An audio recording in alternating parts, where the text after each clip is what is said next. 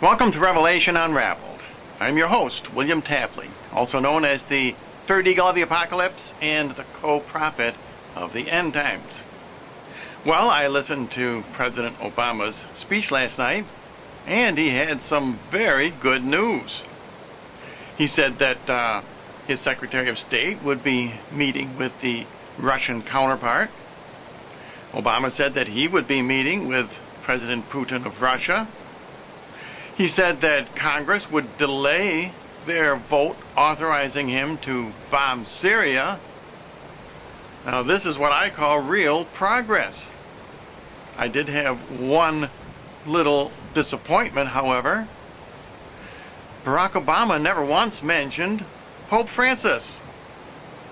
Didn't Pope Francis hold a worldwide prayer vigil just 24 hours before all these dramatic events?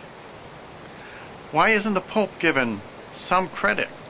For 3 weeks, we had a military standoff between the world's superpowers.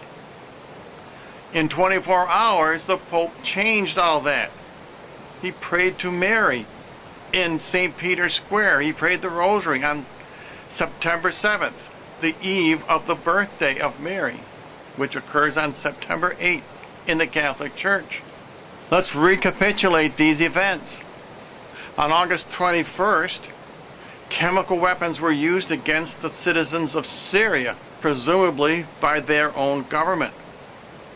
President Obama's response was to send ships to the Mediterranean, and he promised to bomb Syria. Vladimir Putin's response was to send in defensive missiles to the government of Syria. Congressional response would be that they would hold a vote, giving Obama promise to wage extensive warfare. And what was Pope Francis's response? He said he would hold a prayer vigil on September 7th, the eve of the celebration of Mary's birthday in the Catholic Church. That was attended by tens of thousands of people in St. Peter's Square. Immediately after Pope Francis's response, immediately after that prayer vigil, a whole bunch of very interesting developments occurred. There was a breakthrough.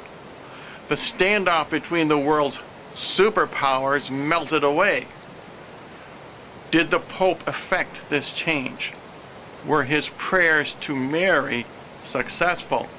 Let's recapitulate what happened after Pope Francis's prayer vigil.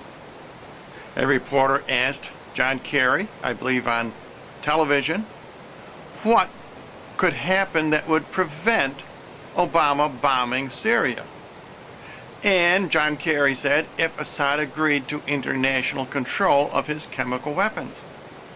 Almost immediately, Vladimir Putin and Bashar Assad agreed to those terms. Barack Obama backed off. Congress delayed their votes. Now, don't tell me there is no connection. All this occurred within hours after the completion of Pope Francis's prayer vigil. The power of prayer is more powerful than the military armies of all the earth. For 3 weeks, we had a military standoff between the world's superpowers that many were suggesting would lead to nuclear warfare. I'm not 100% certain that the Pope's actions are what delayed this. I am just relating the facts and the time sequence of what did occur. I will say this.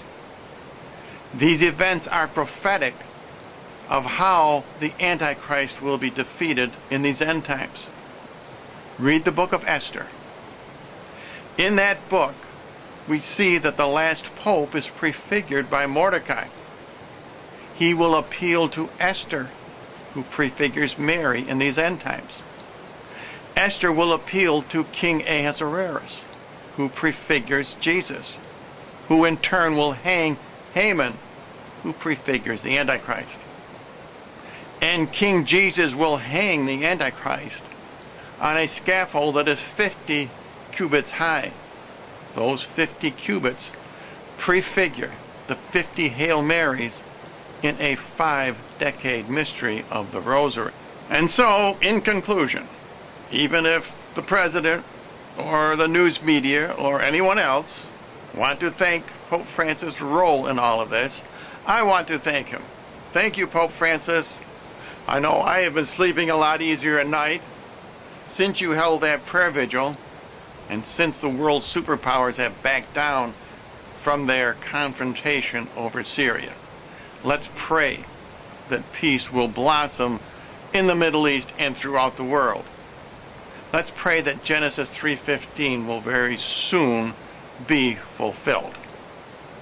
And I am currently offering a free bumper sticker. If you would like one, simply send me a self-addressed, stamped business-size envelope to the address you see on your screen, and I will send you one of these free bumper stickers.